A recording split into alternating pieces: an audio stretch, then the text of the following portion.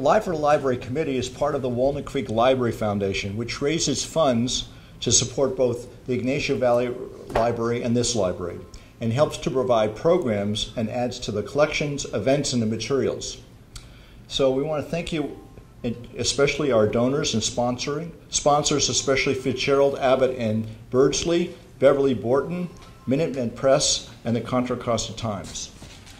Walnut Creek has extended hours at both libraries, wonderful open spaces, recreational pools, parks, ball fields, museums, art programs. I'm currently taking my third art class with Walnut Creek Arts, and so much more. But they are at risk. The city will not have adequate money to fund these things unless they make some drastic cuts or ask citizens to vote for a modest tax measure to increase city revenues. In a year, our libraries will only be open 35 hours a week. The Walnut Creek Library Foundation is urging City Council to look at how to fund the additional 21 hours, so that they remain open 56 hours a week. Please take the information on the flyer as you leave and stay informed. It has information on how to contact your city council and tell them that programs and services are important to you and essential for Walnut Creek. Please join the Library Foundation and others who value the city's cultural and recreational advantages. So there's also a brochure as you go out that contains the information of the Live for the Library programs. Oops. Before I forget, I've been told several times to ask you to turn off your cell phones. So if you have a cell phone on, which I do, I'm going to turn it off, and okay, so I did, so you can. It's my pleasure to introduce our speaker this evening, Tamim Ansary. He was born in 1948 in Kabul, Afghanistan, and left in 1964, where he completed high school in America. He has been editing, writing children's books, and he wrote a column for Encarta. After 9/11, he felt that he needed to interpret Islam for the West. And one of his books, which I read some time ago, Destiny Disrupted, A History of the World Through Islamic Eyes, is absolutely an amazing book. His writing is crisp, it's engaging, and it's balanced. And I shouldn't be surprised because Mr. Ansary heads the San Francisco Creative Writing Workshop. He has a novel, The Widow's Husband, also introducing Islam to the West. He directs the San Francisco Writers Workshop. He lectures for Ali I think last year, you spoke at Ali in Lafayette. Mm-hmm. And so we're able to get to this side of the bay easily. Games Without Rules is also an amazing book. Most of us don't know very much about lots of other places in the world. And Afghanistan is so much important for us, for the world, and for history. This is just terrific. And you're going to have a chance to hear Mr. Ansary pretty soon. And you're also going to have the opportunity to be able to acquire this book. Games Without Rules tells the story of how the history of Afghanistan was often interrupted. He really informs this reader about the subject without being didactic. His writing, your writing, is witty, factual, and engaging. So it's with great pleasure that I introduce Tamim Ansary. Thank you very much, Gordon.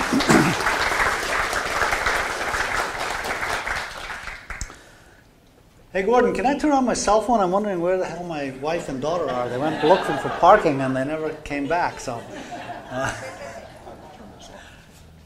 This one. Okay. Am I too loud? You guys can hear me? Yeah. All right. So, you know, I was born and raised in Afghanistan, and then I came here when I was 16, and I've lived the rest of my life here. I just want to back up a little bit and say that what happened to me on the day after 9/11 is that because I had been raised in Afghanistan and knew the country, you know, I decided that my friends were probably going to ask me what I thought about this, so I just wrote an email and sent it to maybe 20 people that I knew kind of take care of it all at once. And those guys sent it to 20 or 30 people they knew, and within like 2 days, I was being called from Chicago and Argentina by people I had never heard of, and also getting calls from people I hadn't seen in 40 years saying, "Hey, I read your email." And I'm like, "How did you get my email? This is crazy." And then this flood, it's like the phone rang off the hook, my email program crashed, and I was in the process of writing a series of kids' books about California. And I complained to my wife. I said, "I can't get my work done." She said, "Maybe that's not your work anymore." And then I said, "Oh, maybe you're right." So ever since then, 2001 to now, I've been talking about these issues. Now I think I may have said, Games Without Rules is not here, but I may have said about as much as I want to say for now about this subject of Islam in Afghanistan. And I wrote this book because we're involved in that place, and actually I think we're going to continue to be involved in that place for some time. We're supposedly withdrawing in 2014, but I think some very pronounced presence is going to stay there.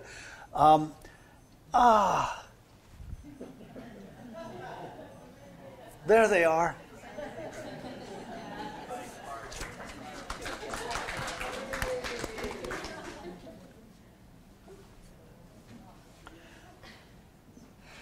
Okay, now I'll confess. Everything I said so far, I was just kind of like trying to pass time till these guys came.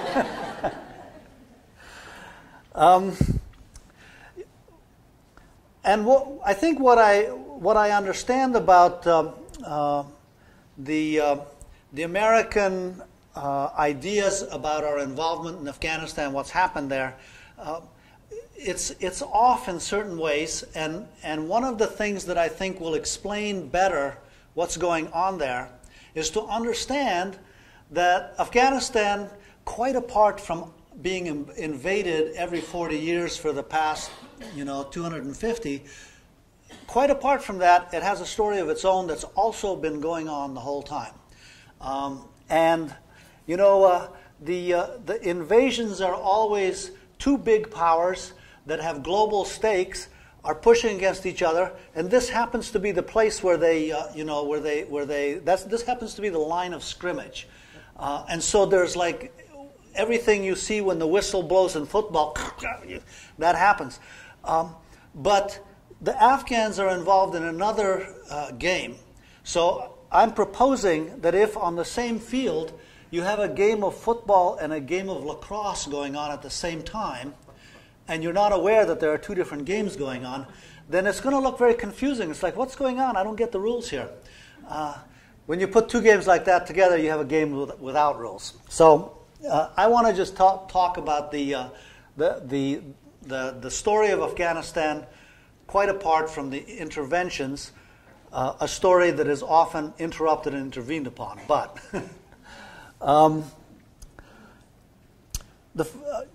okay, so I have these slides here, and I'm not very good at integrating talking while the slides are going on. So I'm going to say a few things, then I'm going to show you a few slides.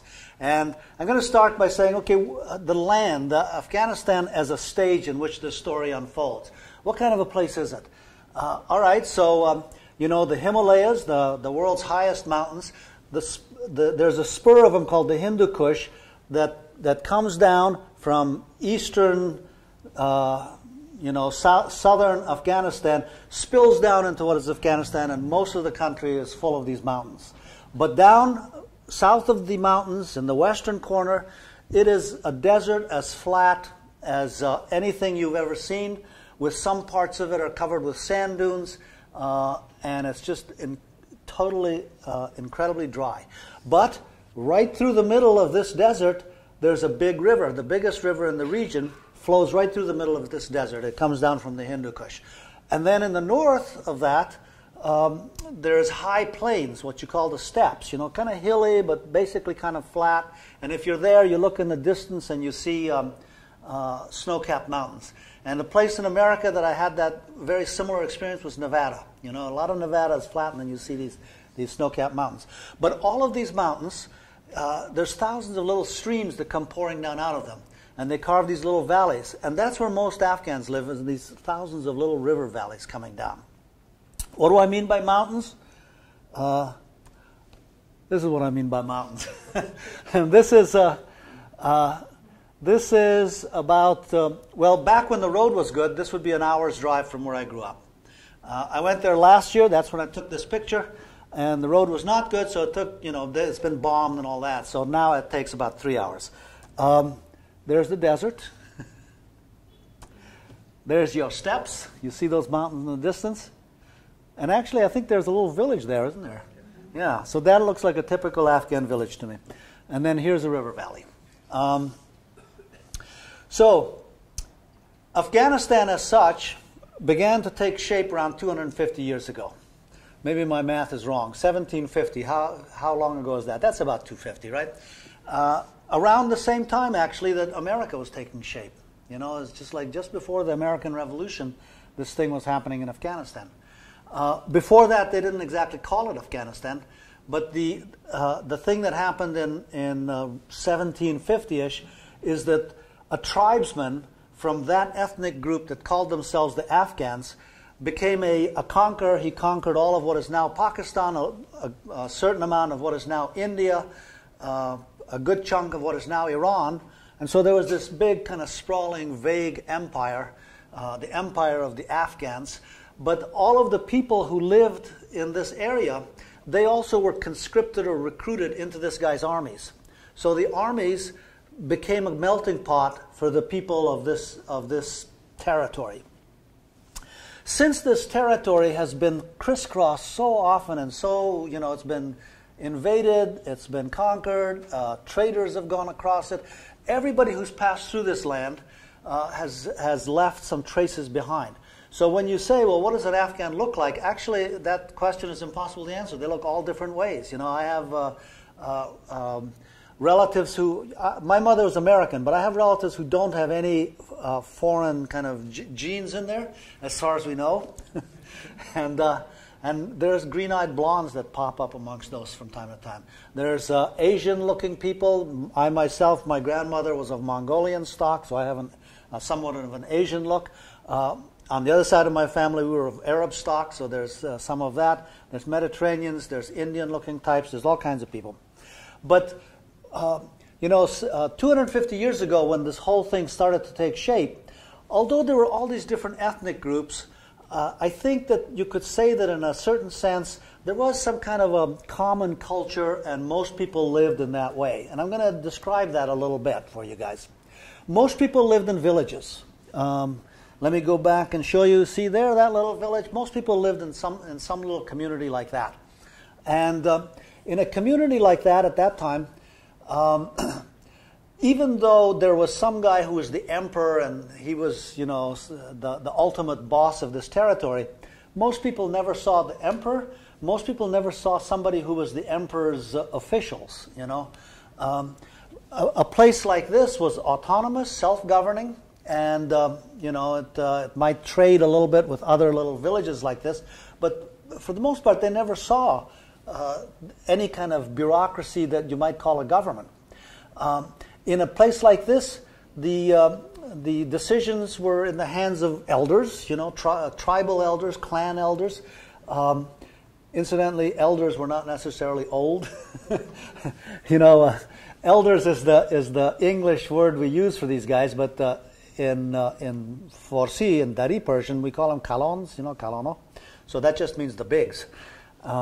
So there were certain people who were the bigs. And how did they get to be the bigs? Well, it wasn't any kind of formal process. There was no election or anything like that. There wasn't even really your father was a chief, so you were a chief. There might have been some, prestige of the family influences it, but also your own deeds would influence that. Also, there's like the politics of Afghanistan is all intertwined with who marries who. So intermarriages created networks of relationships. There's intricate system of etiquette. System is probably too formal, but you know, there's like so many things in an Afghan social world, so many interactions that are governed by so many kinds of values where you do things that are gracious and then somehow your prestige goes up. For example, generosity is a huge value there. So if you throw lavish feasts and feed the poor and bankrupt yourself, and you know, you do things that it's reckless and foolish, your prestige goes up, and believe me, you probably make back the money in the long run. There were landowners, but since the social system was so family, extended family, clan, tribe, you know, it was sort of like that. Relationships is how everybody was connected. The peasants on the land were probably in some way related to the landowners, and they were all sort of intertwined in that way. The other important thing about that world is that everybody was a Muslim. There were a few Jews in Afghanistan, and there were a few Hindus. I would say probably 2% of the population was in these ethnic groups. Everybody else was a Muslim, so. In Islam, there's no hierarchy. You know, there's no pope or anything like that. There's no clerical establishment. Every village would have at least one mullah, and a mullah is a ground level cleric. And what he does is he leads the prayer. But he doesn't do anything different than other people do when they pray. Let's say we're praying now. I would, and I'm the mullah. I'd just be standing in front, and I do exactly the same thing as you guys are doing. But I'm kind of like the conductor. When I go down, you guys realize, oh, it's time to do that. And when I come up, so it's just kind of like everybody gets in tune. And then there are rituals about, you know, when a baby is born, you have to whisper something in the ear of that baby. And mullah, you call the mullah, and he does that. But the mullah is not a holy man. You know, he's got a wife and kids, and he owns land. And quite often the mullah is characterized as a rascal in folk literature of Afghanistan.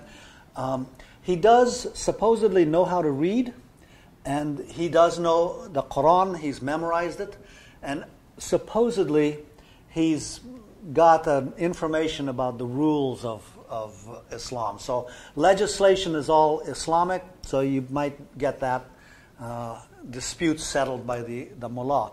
And he would also be the guy who was in charge of education. So when the harvest is in and people have time, he might gather the boys and under a tree, and those who want to read, he teaches them to read. But most people didn't learn. You know, most people were non-literate in Afghanistan. That's the bulk of the people lived like that. And decisions in a village were made in a sort of a democratic way. The instrument of government was this thing called a jirga or a shura. Kind of means the town council. And it's when something big came up, they'd gather the people in the mosque, and they'd talk and talk and talk until there was a unanimous decision.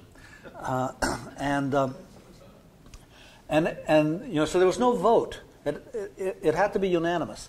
And the idea was, if you vote and then, you know, 60% carries it, then 40% are going to be walking away smoldering and resentful. And sooner or later that'll be trouble. So you keep talking till you come to consensus. Now, how do these mullahs get chosen? What makes a person a mullah? Do they go to a theological seminary? No. There is a mullah. Boys hang around with him. They kind of pick it up. They, you know, sweep the mosque and do errands. And one day when the mullah's not around and someone needs a mullah, they say, get that boy there. He's been around. And then after a while, he's a mullah. So that's just like, that was the way life went in these villages. One last thing I want to say. It's hard to imagine, but for the most part, the economy of a village like that did not involve money. Currency was not of any use to these guys. Everybody knew each other, and everybody was in some relationship with everybody else, including who you had to do stuff for. If they said, hey, could you run and get me some water? Or, hey, you guys, my irrigation ditch is broken. Come on, let's go fix it. You're not going to ask, how much are you paying an hour? That just doesn't come up. It's like either yes, sir, or who are you to gather us? And you know. And then this yes, sir thing, and who are you to, that kind of prestige, authority that comes from prestige, always in play. You know, you have prestige, but then if you do something either foolish or you insult somebody, or you're an American, you accidentally burn the Quran, your prestige goes down. Then you're not able to do that. So this is very fluid. This is kind of why I called my book the Games Without Rules, because there's a sense in which Afghan society, the original substructure there, it's like that. It's a game without written or formal rules. But believe me, the rules are there under the surface. Let's take a look at some of these slides. Okay, there's the river valleys. You know, this is in the city. Here's a hat guy. This is what you'd see there. Here is a village. I took that picture of that village last year, so it's not like I'm talking about 1750, but this is there still, and that's where most people live. People also live in these kinds of things. This is a fort. It's out in the countryside, and there might be like 300 people living in this thing, and it functions like a village. And I guess it also might be compared to a castle in medieval times in Europe, you know, a manor house. It's like that. This one, as you can see, has been through a war. And they're not supposed to look like that with part of the wall crumbled. And the cities, this was Kandahar at that time. They looked, they were like this. The cities were cities. Merchants went through. Caravans came through. The powerful powers lived in these cities, but they were the life and culture of a city was an urban version of the life and culture of a village, and I would think that most people who lived in the city were associated with some village someplace. You know, it would be common to say to two acquaintances meeting in the city, well, what's your village? And, well, my village is such and such. Then there were these guys, and they were like, at that time, I would say 20-30% of the people were these guys. These were the nomads. The nomads also lived the same culture as everybody else. And in fact, people were nomads, and then in some generation, they might settle down for a while and become a village, and then there's a bad crop, they go back to nomadism. They also have mullahs and all that stuff. The one difference between the nomads and the villagers is that these guys traveled so widely. They would go up to what is now Tajikistan and then down to what is now Pakistan or India. And they brought stuff back and forth, whatever they could carry. Although nomads, I would think, if you go into this nomad village, when you bring up the idea of conservative social values, you're in the land of conservative social values with these guys. You better not, approach a nomad girl and say, hey, what's your sign, babe? But on the other hand, there was a cosmopolitanism about them because they traveled so widely, and most nomads knew 4 or 5 languages. They traveled through people's, this Islam thing was just, there's at the bottom you see some people gathered under a tree, they're making a decision. This is permeating the whole society. I wanted to get a picture of, the ordinary mullah, and I looked for images on Google. But when I Googled mullah, all I got were guys with guns, and they looked scary. That's really, it's just like there's no image on Google that isn't like that. And my experience of mullahs is that's now, but, originally that's not what. So I just got a picture of a couple of people who looked like mullahs to me.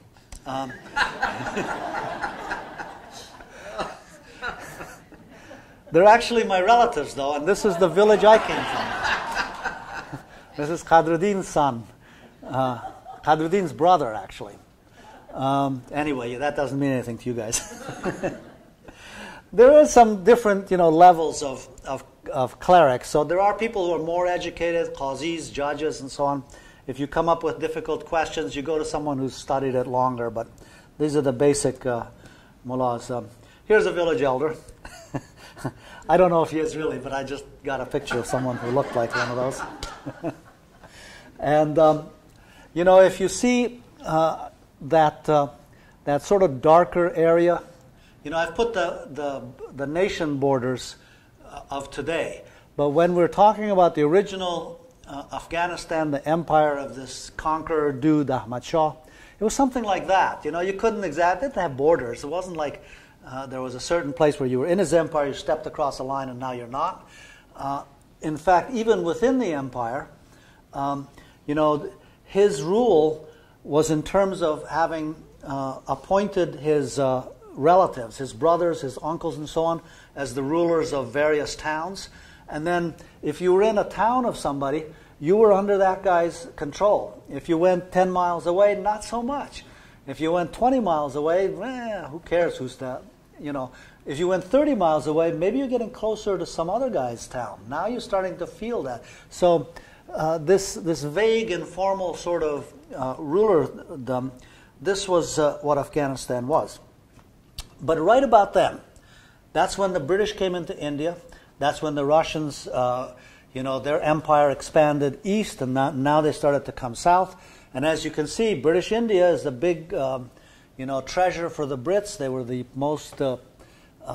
most dominant empire on earth, and in some ways, the most dominant empire ever. Actually, if you consider, you know, statistics like what percentage of industrial production was in Britain and things like that. And then there was Russia. So Afghanistan was the place which, if Russia got that platform, they would be able to go down at least to the port on the Arabian Sea. If they got that, then the gates were open. They might come, you know, all the way. So Afghanistan, that's why it became the line of scrimmage. That hump of mountains is the thing that if you're on that side of it, you're behind a wall. But if you manage to get over that wall, now you're looming over the plains of India. So, and in fact, all through history, whoever had Afghanistan, again and again, they built empires that consisted of going down and conquering Indian cities. And, you know, those were rich. They took the jewels and so on. And because of these two empires that were pushing, whoever was the ruler in Afghanistan began to have a mandate to try to, define borders for himself, to try to make a fence that will establish that inside of here I'm the ruler. The British were constantly paying off one or another power within Afghanistan, and the Russians were doing that kind of thing too. So at the end of, and gradually some kind of a country-like entity was taking shape because of that. It was less vague and more compact. We come to the end of the 19th century. There's been a war in which the British have, for the second time, occupied Afghanistan, and for the second time they've been unable to stay there. And I'll just briefly tell you that both of those first occupations, one was in the 1840s, one was in the late 70s into the 80s. Both of those British occupations, they failed because the Brits were not able to prevent Afghanistan from fragmenting into thousands of little guerrilla armies. And I say that because I want to emphasize that Afghanistan never was able to stand up to the might of British arms. Afghans were not able to do that. What Brits could not do, and then later what Russians could not do, and now I think what Americans have been unable to do, is make Afghanistan governable. And so when Afghanistan got just incredibly so ungovernable that they couldn't, it's like, what are we doing here? We're just pouring money in. We're not able to set up the institutions that will make this a stable society and like India with railroads and all that. They just couldn't make any headway at all. Finally, they decided that making a treaty with Russia was the thing to do, and they agreed with Russia that Russia would not come south of a certain point and they wouldn't go north of a certain point, and they would agree to have the place in between just be a no man's land, a buffer land. And then they said, well, we got to turn this over to some Afghan. Is there an Afghan that can really control this? And this guy said, me. So then he sat down with the British and he said, okay, now what I want to do is establish the southern border here. And his guy was sitting down, actually not his guy, he himself went and negotiated with the British Foreign Minister of India, a guy named Durand, and they agreed on a line. And the line they agreed on was just on a map. They said, here, here, here, here, okay, that's it, that's the border. If you were to go there, that border of Afghanistan, you would not be able to see any distinguishing geographical feature that would enable you to know that this is the border, short of knowing it's the border. You'd have to look at the map.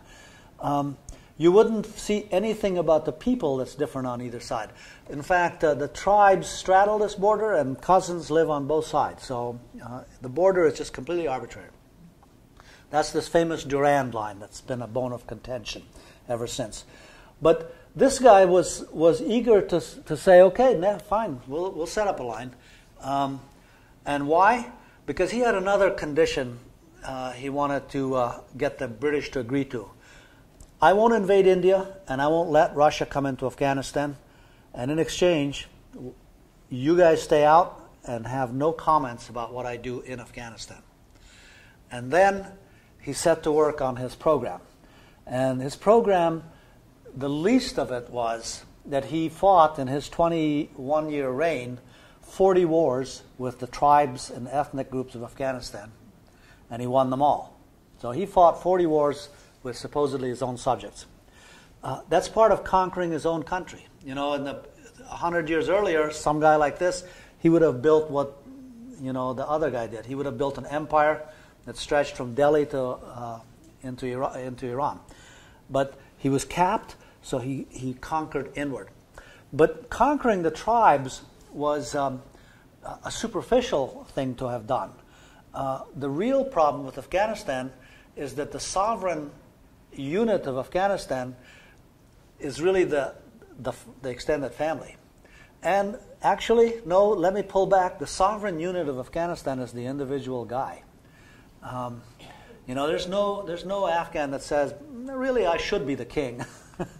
Well, maybe there's one someplace, but so the big problem for an Afghan ruler, supposedly, is that there's these layers of authority that have nothing. They're not beholden to him in any way. All these village elders, all these clerics, all these various layers they come up from the grassroots, and he decided, I'm going to build a country that when I give an order in Kabul, a guy in, Tashqarghan, northern Afghanistan, in some little village, A, he hears about it, and B, he realizes he better do it. So, I'll just tell you what he did with the clerics. He did not, by any means, say there's something wrong with Islam, or let's modernize, and let's not be old-fashioned Muslims anymore, anything like that. He said, I am the commander of the faithful. There's no Muslim in Afghanistan more devout than me. In fact, I'm sending my guys out to give exams just to make sure that every mullah in the land is up to par on the rules of Islam. And his guys fanned out across the landscape, and 80% of the mullahs flunked. Which, of course, they did, because what they called Islam was what they learned from their daddy and the previous mullah, and mixture of tribal customs and so on. So then he said, okay, if you flunk the mullah exam, you better not be caught doing mullah stuff. So he then created a salary system, and he had salaried mullahs.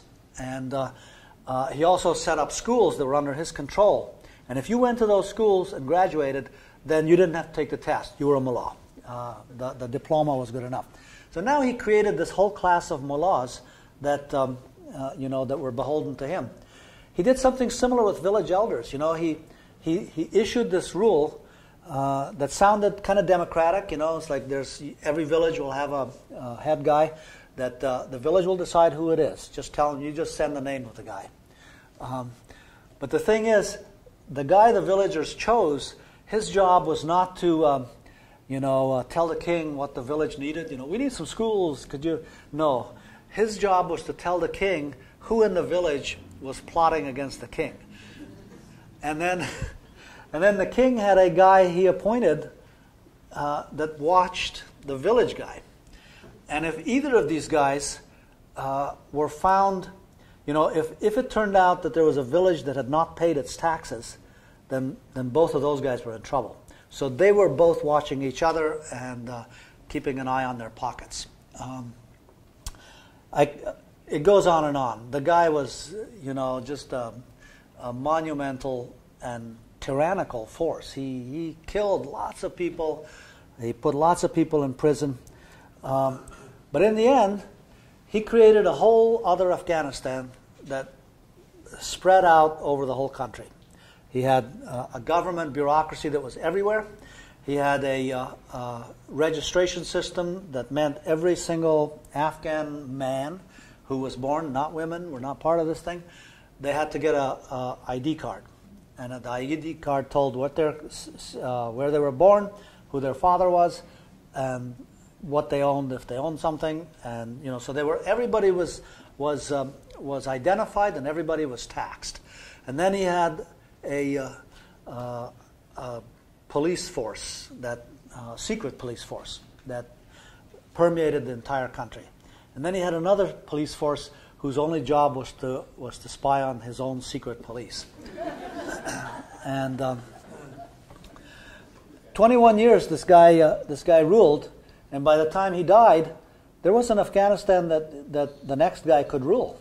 There was no more of this fragmentation. It's like he had built a country.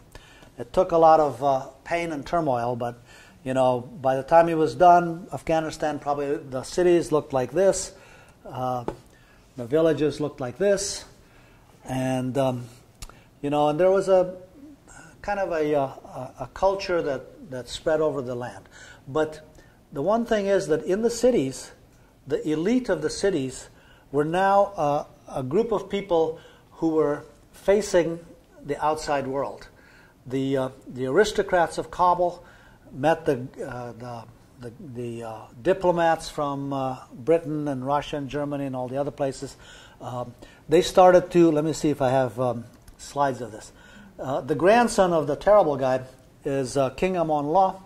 He came to power in about 1919.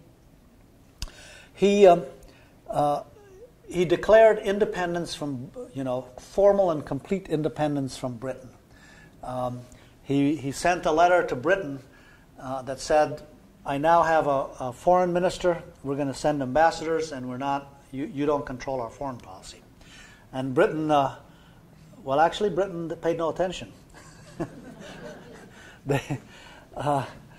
And then because of this Woodrow Wilson thing, the post-World War I little countries there was some pressure that said, Britain, you really should meet with these guys.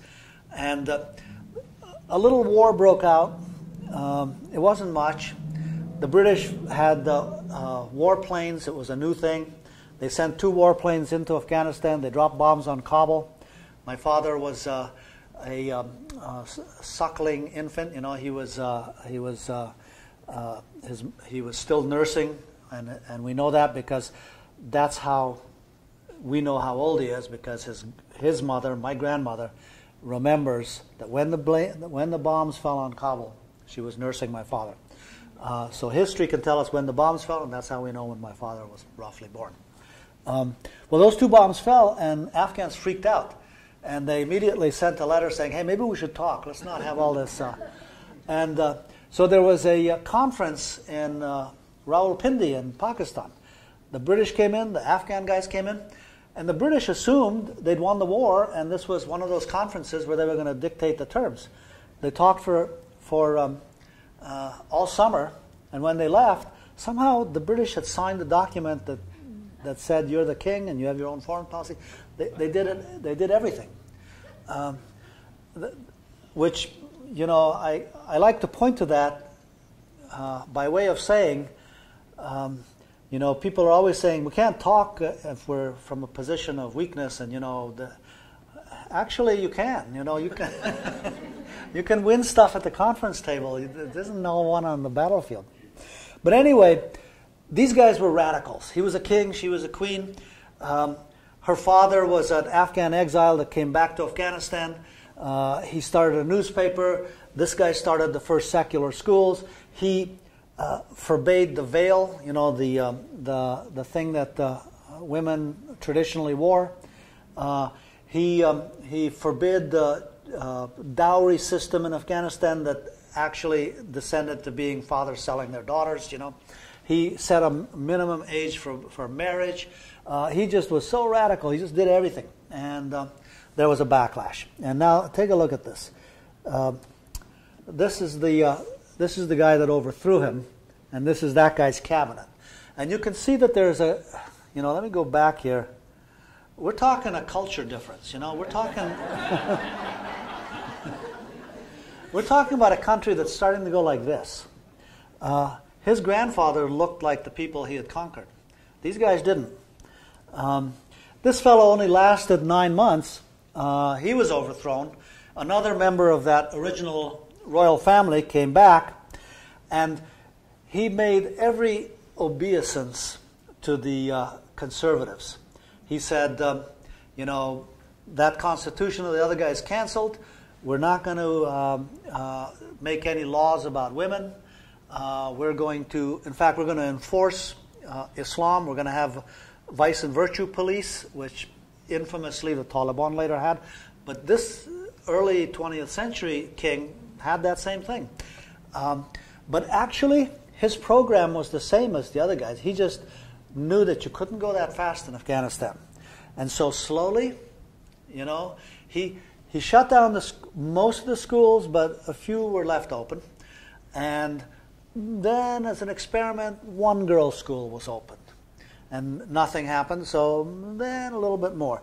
And it's the fellow on the left there that started this. He was assassinated after 5 years. And his 17-year-old son became the king. Now, in the past, if a king was assassinated, everyone who was vaguely had any claim to the throne picked up their gun and said, me. And then there was usually a civil war, and out of that would come the next king. This was like an unusual thing in Afghan history, because this guy was assassinated, and his 4 brothers, they just immediately closed ranks and said, we're not fighting over this. This prince is the king, and we'll take turns being prime minister. And in fact, over the next 20, 30 years, one or another of these brothers was the real ruler, but this young, handsome young man was the official king. And under these prime ministers, gradually this modernization program came to pass. Under the radical, they had started sending a first few students abroad to the West to study. They had set up schools that kids would learn the languages of these other places. They would learn German and like that, and French and English, and then the graduates would be sent. The assassination, the little civil war, those things, they put a kibosh on that for a while. But as soon as things settled down, they started sending boys abroad to study. One of the first I think it was the third group that went out. They would send 5 at a time. So in the third group, one of the 5 was my father. And he came here, he went to school in Chicago, he met my mother, he married her, and she went back, and she was the first American woman in Afghanistan. So, electricity came to Kabul, an American woman came to Kabul. Things were changing, man. Kabul University was founded. Here is an early Kabul University class. That fellow who is the professor there, that's my father. He's about the same age as the students, as you can see. And then things went on like that. And as time went on, a new kind of a bipolar struggle broke out in the world. And Afghanistan, this royal family figured out how to milk that. It was the Cold War. And they were neutral. That was their official policy. And neutral meant both of the powers were eagerly trying to convince the Afghans they should come this way. So one person would, one country, one bloc, would offer money and build something. Then the other would say, well, we could do better than that. How about this? This is the Kajikai Dam. It was one of the biggest of these earth dams at the time. It dams up that big river I told you about that goes through the desert. And now, with this thing, suddenly electricity for the whole southwestern portion of Afghanistan. There was a little city, really a town, in that desert that was the nerve center of the whole project, all of which was the American project. And that little town is where I grew up, or spent my formative preteen years. Half the town were Americans, half were Afghans. There was an Afghan school.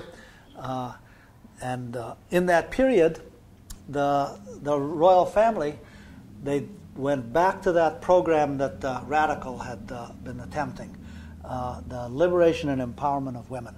But they did it very carefully and slowly. And they started in this little town of Lashkargah. And the first move, they didn't make any rules about it. The first move was that they said to the clerics and religious people of the country, we want to be good Muslims, and we've been looking in the Quran, and we can't find the part where it says women have to wear these body bags. So could you come in and show that to us? And the clerics came, and they said, yeah, we'll show you that part. And they thumbed and thumbed, they couldn't find it. And so then the royal family said, well, then we're not going to do that. Now, every man is his own king, so we're not telling anybody else what to do. But that year, at the big parade, the national festival of Afghanistan, the royal family appeared in the box with the women unveiled. And it was like, whoa! And then in our little town of Lashkargah, the government school, where they'd brought the peasants from the surrounding countryside to study in this modern kind of school. They were learning physics, chemistry, and that kind of thing. That was also my school. That's where I went to school. And the officials of that town decided that they would institute very cautiously coeducation, and that coeducation began with in the school of say 200 boys, one girl was introduced to that school. She was very modestly dressed. She wore a white scarf, and she dressed in a black school outfit. She had black stockings on, but her face was unveiled. Her hands were visible, and in Afghan society, that was a really daring move. That girl, the first, that first girl was my sister. There she is, right there. Could you stand up for a moment, please? There's the first girl to study, to be, the pioneer of coeducation in Afghanistan. And this struggle between the Americans and the Soviets, the Americans built all of that. The Soviets came back and built a tunnel that went right through those mountains I showed you in the beginning. And it cut the travel time from Kabul to the north from many days to a few hours. So this was a big thing. This was the highest, highway tunnel on Earth at the time. There might be a higher one now. In 19 1962, I guess. Yeah, that's what it says right there. Must be right. In 1962, this royal family did something that was just really remarkable. The king decided he was going to become a constitutional monarch, and he was going to institute democracy in Afghanistan. There was going to be elections. There was going to be a parliament. The parliament would choose a prime minister. The prime minister would be the executive power in the country. He appointed a bunch of scholars to write a constitution that would create the framework for this thing. And the constitution that they wrote, its most daring plank was that nobody who is within a certain closeness of relationship to the royal family and their immediate cousins, that circle, is not permitted to be the prime minister or in the cabinet. They can't be Supreme Court justices, and they can't head up political parties. They made themselves, they removed themselves from power. And then there were elections, and I will just note that right then, first elections, women were being elected to parliament. Not a lot, but some. At that point, I think there were as many women in the Afghan parliament as there were in the U.S. Senate. So this was the period when the hippies started to come through and like that. And so lots of stuff was happening in Afghanistan. But that split that I talked about before, those two countries that I talked about before, that thing had not ceased to exist, and in fact, the split was growing. Look at the up, that's the city. Look at the down, that's the country. And both of those things exist at the same time. You could go from city to city, it would look like this. They built a big, ring road system so you could go all over the country on these roads. But you got off any of those roads and went, 2 miles in any direction, and you would hit villages that had no electricity, no phones, no communication with the outside world, no knowledge of what was going on out there. Here is Kabul in 1973. It looks like this. This is these are probably university girls. It's not the university, though. This is someplace downtown. This is Kabul in 1973, just a different neighborhood. Both of these things are happening at the same time. This is Kabul 1973. That is, I think, the university. This is Kabul 1973. I mean, there's like two countries here. And I'll come back for a minute here from that. The two countries are, they're struggling with each other, and then at the same time, there's these global powers that are also struggling with each other, the Soviets, the Americans. And that kind of tension, finally, it just had to fall in one direction or another. And the first way it fell is that the most, kind of modernized, furthest developed people in the city, who were communists by this time, they overthrew the remains of the royal family, and they seized power, and they set up a communist state. What happened is that rebellion started at once, and it flared in the countryside. So now, this two-country thing is turning into a war. The Communist Party and the Communist sympathizers numerically were a very small ratio of Afghan society. They were not even the modern sector or anything like that, because there was a much bigger, kind of liberal, secular group that was like my father and people like that. These were extremists even within that part of Afghanistan.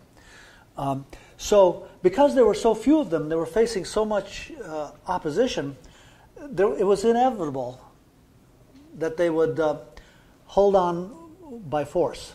10,000 people a day they were imprisoning in the prisons of Kabul. 1,000 people a day being executed.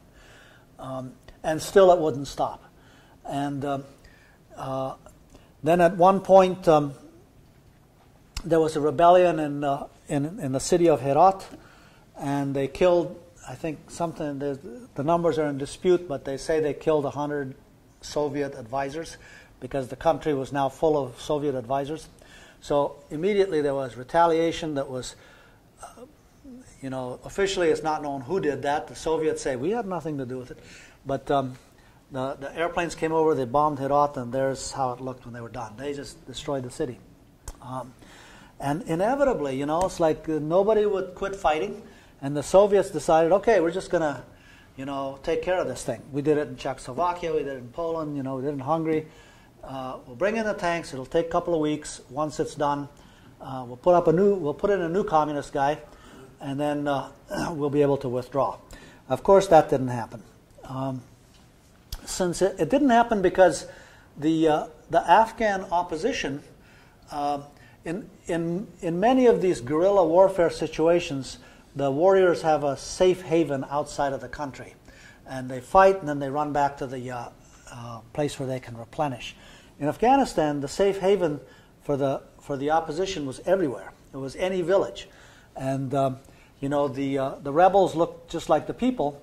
So quite often, they'd go out, there'd be a fight, then they'd go back, they'd bury their guns, and they'd join their clan, and they were there in the crowd when the government officials came by, and they dropped off some communist advisors to tell these people how they should run their lives. And they were going to build a school and stuff. And they had some soldiers there. And then they went. And then as soon as they went, the guys dug up their guns and killed them. And so this happened. And then they came back in force and killed whoever was in the village. And then since, they were progressive. So after they'd killed the men, they took the women off to schools. This is not going to work. Since they realized they could never win with these safe havens all over the country, they made it their official sort of war policy, their plan, to depopulate the countryside. And the bombing campaign then explicitly came to destroy the villages and drive the people out to become refugees. There was even, they dropped small mines that looked like toys so the children would pick them up. Because those small mines, a child picks them up, doesn't kill them, just blows off a hand or something. And then the family can't bury the child. They're saddled with a crippled child. So crippling the children was a war strategy thing. 6 million Afghans ended up as refugees outside the country, but it wasn't all the people that ran away. These were mostly the women, children, and old people of families. Then the men went back into the country to fight. So that completely did a traumatic thing to the culture as a whole. There was no whole families anymore. The entire family structure of the country was destroyed. And when they, the Soviets finally were just, the Soviet Union itself collapsed, so they couldn't hang out. And then there was no money to support the last of the communist Afghans, so that guy finally fell. But when that finally happened, and the rebels started closing in on Kabul, there was no single rebel group. And in fact, on the eve of the fall of Kabul, there were 11 different ethnic armies in various parts of the country gathered around. When you read Games Without Rules, as I'm sure you all will, I got to say that, there's a famous, it's not famous, but those who know about this phone call. These two guys, the night before, they're saying, tomorrow we're going in. What's going to happen when we run into each other on the streets? Well, this is what happened. All the armies came in. They all started fighting everybody, and here is the neighborhood right next to. I grew up in a neighborhood here. So the country had been the countryside had been destroyed. Now the city has been destroyed, and then it just even got worse. Then out of those camps came these Taliban guys who were not the guerrillas. You know, they're like the children of those guerrillas. They grew up in the camps. They came back in. There was more civil war, and then this happened. And by that time, you know, Afghanistan was there were Muslim revolutionaries, international Muslim revolutionaries emanating from the Arab world, and Afghanistan was the place where they could go and they could just set up bases or do whatever they wanted. Who was going to stop them? And by the time the Taliban were in power, they were giving them land. They were helping them build stuff. You know, they were our buddies. So then we came in. We set up elections. You know, I'm not going to go into the modern era because I think if you have questions, you might be wanting to ask about that. I just want to show you these pictures. This is Afghanistan today. All of these are in the same city, and many of them. This on the top, that trashed out, filthy, dirty neighborhood is 1 block from that house. And that's a refugee camp right inside the city. It's one big neighborhood, and they're refugees from the fighting in the countryside around there. So, last thing I want to say is we're in there, and you know we have had when you count them all up, it's over 100,000 people, military people there, and lots of private military contractors and stuff. And they're all coming out, presumably, and there's going to be down to nobody knows quite how many, maybe 20,000, maybe 5,000.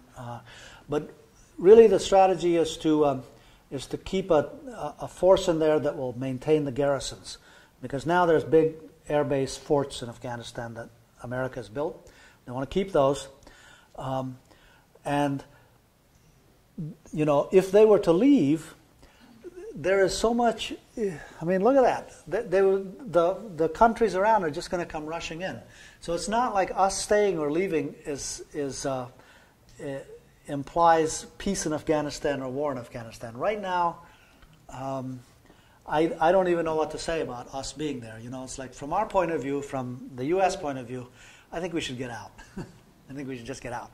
But if I switch my hat and I'm an Afghan now, I'm not sure that that's what I want, because you know they're holding something at bay, and people are afraid of that moment when they're going to leave.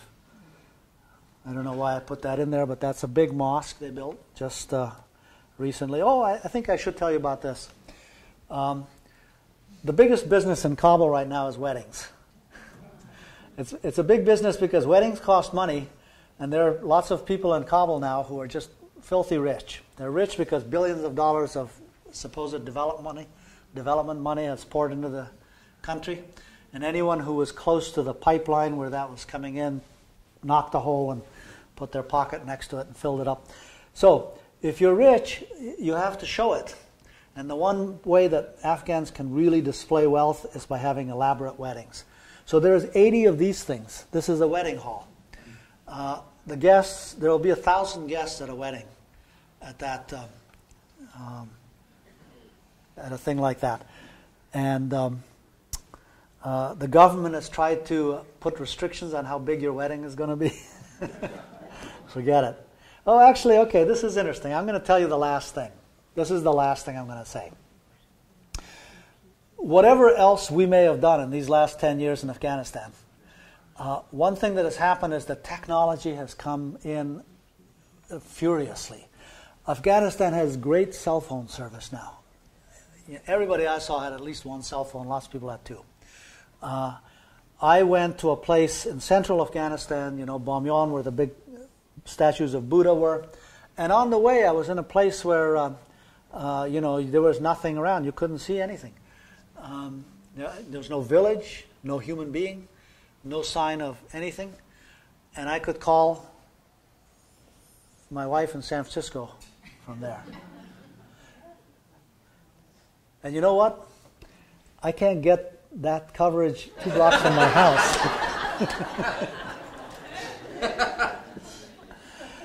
I go to these little villages and I see that these huts, these adobe huts, they have solar panels.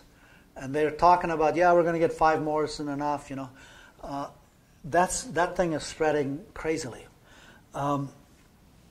That little thing on the corner, on the lower corner there, that's a personal, the guy can carry that around, that solar panel. And he uses it, he sits down, he uses it to power up that 6-volt battery there. Then he uses that to power his laptop computer. This is in the little town of Bamyan, central Afghanistan. On that computer, he can get the internet because there's internet service there. With that ability, he downloads songs from radio stations or television, whatever, in Kabul or in Pakistan, and then he sells those songs as apps to people walking by with their cell phones. So it's like, are you kidding me? I told you that 10 years ago, or certainly 15 years ago, you would not be able to go 10 miles from any road in Afghanistan and not find a village that just didn't have any knowledge of the outside world. Now, I didn't do it, but a friend of mine who's been doing development work there, he said he couldn't find an old-style village. Every village he saw was in contact with the world. This village, from that small town of Bamyan, we drove another 3 hours to someplace, and on our way back, they wanted to show us this amazing little valley here. And as we were driving past, I said, "What is that thing? You see? Can you see that white on top of that, right about there? You see that white thing there? There's a little white sliver. Can you guys see that? Okay, if you had binocs, you'd find that that's a satellite, TV satellite thing. And that means they have electricity somehow, maybe solar panels or I don't know what. They might have a generator because people have these motorbikes. Every village has at least one of these. They can go to a city, they tank up on gas, bring it back, and they run generators. They can have these things because the Chinese and the Iranians make motorcycles cheap enough for any Afghan village can afford that. I told you they don't have money, they don't use money, but they have something they can trade for motorcycles now. It's called opium. And that has become like currency. It's just like proliferated and spread over the whole country. So when these guys, a village like this, has a satellite TV, what do they get on that TV? Well, they get TV stations from Kabul. And TV stations, there are like 20 stations there now, and they have lots of programming. And among other things, they have aggressive investigative journalism. I mean, it's a country that's crazy, Wild West, corrupt and all that stuff. But, things that happen, crimes, whatever, those journalists, they go out and they get that. There was some criminals who went into a bank in some smaller town, and they shot like 20 people. And then the Taliban of that region, they said, we did that, we're not going to stand for these Western institutions there. But they had a video camera that taped that thing. And one of those TV stations got a hold of that tape, and they showed that tape on TV. And it was so horrific and aroused such a wave of revulsion that the day after that, those same Taliban said, actually, that wasn't us. So that's coming to these little villages here now, and so I think it's hard to say what the future holds for this country.